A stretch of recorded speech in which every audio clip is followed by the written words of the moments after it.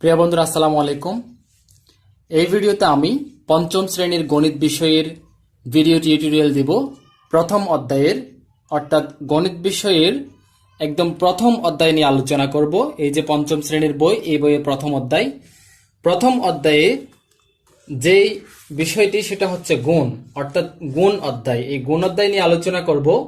এটা কিন্তু চতুর্থ শ্রেণী, তোমরা নিশ্চয়ই চতুর্থ শ্রেণী থেকেই পঞ্চম শ্রেণীতে আসছো।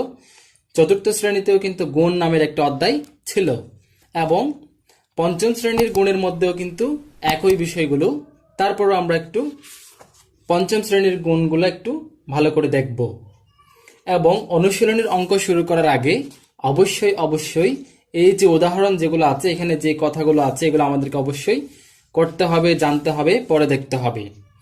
এবং দেখি এখানে একদম প্রথমে অধ্যায় 1, এই যে 2 পৃষ্ঠায়, এখানে একদম প্রথমে যে বিষয়টা আমাদেরকে গুণ অধ্যায় করার জন্য যে বিষয়টা লাগবে সেটা হচ্ছে এই যে বইয়ের এখানে 2 পৃষ্ঠায় এখানে কিছু কথা লেখা আছে। আমি কথাগুলো একটু সুন্দর করে বোর্ডে লিখেছি, তোমরা দেখি।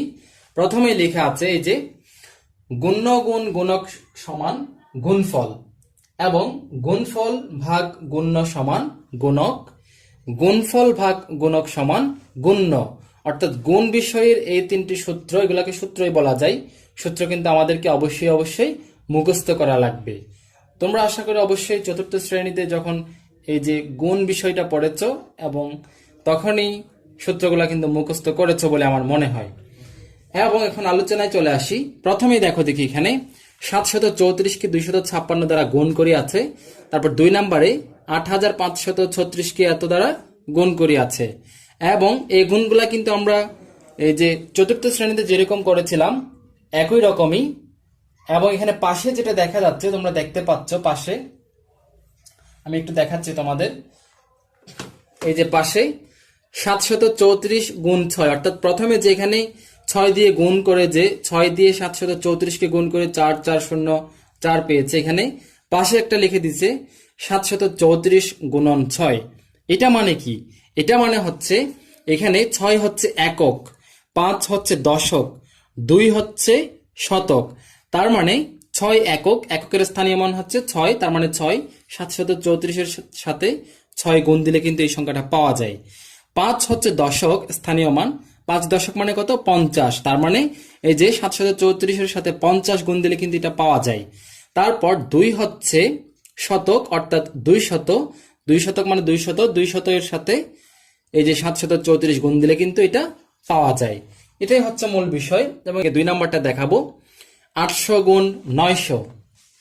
2 নাম্বারটা লিখলো যে এখানে 800, অর্থাৎ অনুশীলনীর 2 এর 2 800 গুণন 200। এরকম গুণগুলা করার সময় আমরা এই যে যদি মনে করো যে এরকম 800 লিখলাম, 200 লিখলাম, এগুলাতে সর্বডানের শূন্যগুলো, অর্থাৎ সর্বডানে যে শূন্যগুলো আছে, এই যে এগুলো হিসেব করতে হয় না। এগুলো 3 পৃষ্ঠায় আছে, কিন্তু এই যে শূন্যগুলো হিসেব না করে আমরা বাম পাশের গুলা গুণ করে এখানে যতটা শূন্য আছে ততটা আমরা যদি বসিয়ে দিই তাহলে উত্তরটা চলে আসে। কিভাবে? তাহলে 8 দ্বিগুণে কত? 16। আমরা যদি এখানে 16 পাই, তারপর এখানে কতটা শূন্য আছে? 4টা শূন্য আছে। আমরা যদি এখানে 1টা 2টা 3টা 4টা শূন্য বসিয়ে দিলাম, তাহলে আমাদের এই যে 800 এবং 200 এর গুণফল কিন্তু এই যে একক, দশক, শতক, হাজার, অর্থাৎ 1,60,000, এটাই হচ্ছে 8 এবং 200 এর 800 এবং 200 এর উত্তর। আরো একটা যদি দেখো তোমরা, 3 নম্বরে যেটা আছে, 3 নাম্বার মনে করো, 3 নম্বরে আছে কত? 4320 গুণন 190। এটাকে দেখি আমরা উপরে নিচে লিখবো 4320, নিচে লিখবো আমরা 190। এই যে এটাতে সর্বডানের যে শূন্যগুলো আছে, সর্বডানে কয়টা শূন্য আছে? 2টা শূন্য। 2টা শূন্য আমরা হিসেব করব না, বাকি যে এখানে যে অঙ্কগুলো আছে এগুলো দিয়ে আমরা গুণ করব। যেমন আমরা এটা গুণ করব, 9 দিয়ে গুণে 18, 18 এর 8 পেলাম, 1 আছে হাতে, 3 নং 27, 27 এবং 1 হচ্ছে 28, তারপর 2 আছে হাতে, 4 নং 36, 36 এবং 2 হচ্ছে 38। আবার 1 দিয়ে গুণ করব আমরা, 2 একে এদিকে অবশ্যই একটা আমরা শূন্য দিব। তারপর এই যে 2 একে 2, তারপর 3 একে 3, 4 একে 4। এবার আমরা এগুলো যোগ করব, সবগুলো যোগ করে কত পাওয়া যায়? 8 তারপর 8 দিয়ে হচ্ছে কত 10-এর শূন্য, 1 আছে, এটা হয়ে গেল 9, 9 3 হচ্ছে 12, 12 এর 2, হাতে আছে 1, এই যেটা হয়ে গেল 4 4 8। এই যে আমরা এখন 8208 পেলাম, এটার সাথে ডান পাশে যতটা শূন্য আছে এই শূন্যগুলো আমরা বসিয়ে দিব। এখানে দুইটা শূন্য আছে, আমরা দুইটা শূন্য যদি বসিয়ে দেই, এই যে একটা দুইটা বসিয়ে দিলাম, এটাই হয়ে গেল 3 নাম্বারের উত্তর। শূন্য সহ গুণগুলো কিন্তু এভাবেই করে। অর্থাৎ মনে করে তোমাকে কেউ বললো 1000, এই যে মনে করে এত বড় একটা সংখ্যা, এটার সাথে মনে করে তোমাকে 5 দিয়ে গুণ করতে বললো, খুব সহজে আমরা 5 এবং 1 এর সাথে গুণ করব, 5 এ কত হয় 5। তারপর যতটা শূন্য আছে, একটা দুইটা তিনটা চারটা পাঁচটা, এবার আমরা এখানে 5টা শূন্য বসিয়ে দিব, এটাই হয়ে গেল উত্তর। এভাবেই কিন্তু করা হয়। তারপর এবার আমরা করব যে 3 নাম্বার। 3 নাম্বারে কি বলা হয়েছে একটু দেখো তোমরা, আমি ততক্ষণ এটা মুছে নেই। অঙ্ক কিন্তু এগুলো খুবই সহজ, এবং এই প্রথম অধ্যায়টা তো আরো সহজ, যেহেতু তোমরা চতুর্থ শ্রেণীতে কিন্তু গুণ অধ্যায়টা করেছো, তাই এই যে পঞ্চম শ্রেণীর এই যে গুণ অধ্যায়টা কিন্তু খুব বেশি কঠিন মনে হওয়ার কথা না। তাহলে এই যে 3 নাম্বার আছে সহজ পদ্ধতিতে গুণ করো, এটা মোটামুটি একটু কঠিন, কঠিন না বলতে গেলে, এটা কিন্তু চতুর্থ শ্রেণীতেও ছিল। তারপর আমি এখানে একবার দেখিয়ে দিব। প্রথম নাম্বারটা দেখো দেখি, 3 এর 1, 9 9 9 গুণ 45, 9 9 9 9 গুণন 45। এই যে এইরকম অঙ্কগুলো আমরা সহজ পদ্ধতিতে করার জন্য আমাদের যেটা করতে হবে সেটা হচ্ছে, প্রথম অঙ্ক যেটা থাকবে সেটা আমরা কাছাকাছি কোনো সংখ্যা আমরা চিন্তা করব। তাহলে 9 9 9 এর কাছাকাছি সংখ্যা কি? 900 হতে পারে, 900 হতে পারে, 1000 হতে বা 1000 হতে পারে।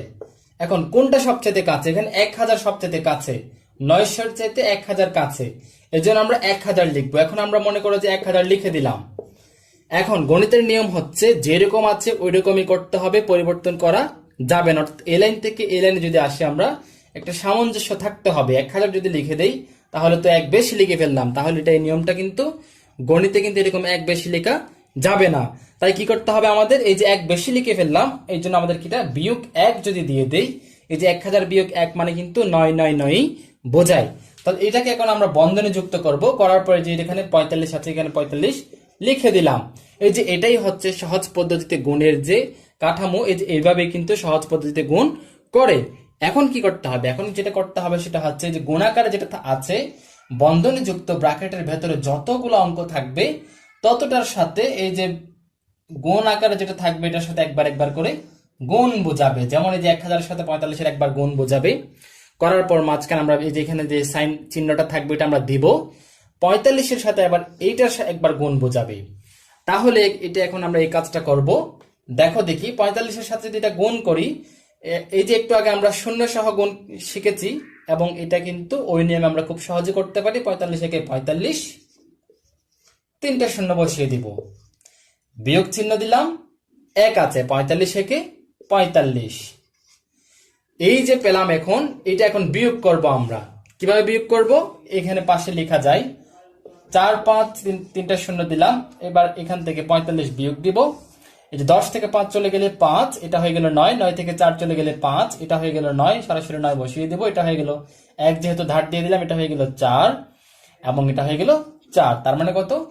4 4 9 5 5।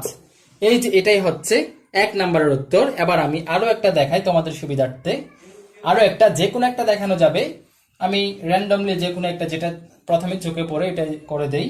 মনে করো আমি 8 নাম্বার করব। এখন 8 নাম্বার হচ্ছে কত? 1010 গুণন 560। এই যে এই গুণটা এখন করব আমরা। যেমন এখানে প্রথম যেটা আছে, এখন এটা নিয়ে চিন্তা করবো এটার কাছাকাছি সংখ্যা কি। তাহলে এটাতেও কাছাকাছি সংখ্যা দেখা যাচ্ছে 1000। তাহলে আমরা এখন 1000 লিখবো এখানে, এবং 1000 লিখলে আর কত লিখলে, কত যোগ বা বিয়োগ করলে 1010 পাওয়া যায়। নিশ্চয় 10 যোগ করলে 1010 পাওয়া যায়। তার মানে আমরা এটা যোগ দিয়ে এভাবে বন্ধনী যুক্ত করে দিব। এবার গুণ দিয়ে 560 লিখে দিব। 560 লিখে দেওয়ার পর এবার এই যে কি করতে হবে, এটার সাথে একবার এটা গুণ বোঝাবে, এটার সাথে একবার এটা গুণ বোঝাবে। এবার আমরা যদি গুণ করি, 560-এর সাথে যদি গুণ করি, নিয়ম হচ্ছে যে অঙ্কগুলো একবার গুণ করব। 56 একে 56 গুণ করলাম, এখানে আছে 3টা অঙ্ক, এখানে আছে একটা অঙ্ক, তার মোট 4টা অঙ্ক, 1টা 2টা 3টা 4টা অঙ্ক দিয়ে দিলাম। এই যে যোগ চিহ্নটা এখন এখানে দিব, এটা দাগ তোমাদের বোঝার জন্য দিয়েছিলাম। এই যে যোগ চিহ্ন দিলাম। তারপর এবার এটার সাথে এটা গুণ করব। কিভাবে গুণ করব? 56 একে 56 লিখলাম। তারপর এখানে একটা শূন্য, এখানে একটা শূন্য, দুইটা শূন্য, তার মানে দুইটা শূন্য আমরা এরকম বসিয়ে দিব। এবার এটা যোগ করতে হবে, যোগ যেহেতু এখানেই করা যাবে, তারপর আমি পাশে লিখছি 56, 1টা 2টা 3টা 4টা শূন্য দিলাম। তারপর মনে করো যে 1 2 3 4, তার মানে এখানে 4টাতে এখানে লিখবো আমরা 5।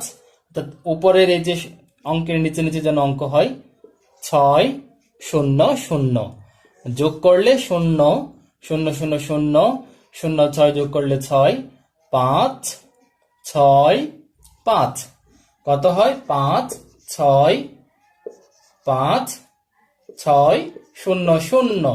এটাই হচ্ছে উত্তর। তাহলে তোমরা খুব সহজেই সহজ পদ্ধতিতে গুণ করো, আশা করি বুঝেছো। এখন আমি সরাসরি 4 নম্বরে চলে যাব। তোমরা 4 নম্বরটা একটু দেখো, আমি ততক্ষণ এটা মুছে দেই। তোমাদের কারো যদি এই যে আমি এখন অঙ্কের যে সমাধানগুলো দিচ্ছি যদি বুঝতে অসুবিধা হয়, তোমরা আমাকে কমেন্ট বক্সে জানাতে পারো। এখন আমি 4 নম্বরে চলে যাব। 4 নম্বর হচ্ছে মোস্ট ইম্পর্টেন্ট এবং সবচাইতে মানে কি বলা যায়, সবচাইতে চিন্তা করতে হয় যেসব অঙ্কে গণের মধ্যে, সেগুলো হচ্ছে এই যে এগুলো খালি করে সংখ্যা বসাও। এগুলো তো খুব বেশি চিন্তা করতে হয়, তবে একটু টেকনিক্যালি চিন্তা করলে খুব সহজে কিন্তু এগুলো পারা যায়। এই যে এই অঙ্কগুলো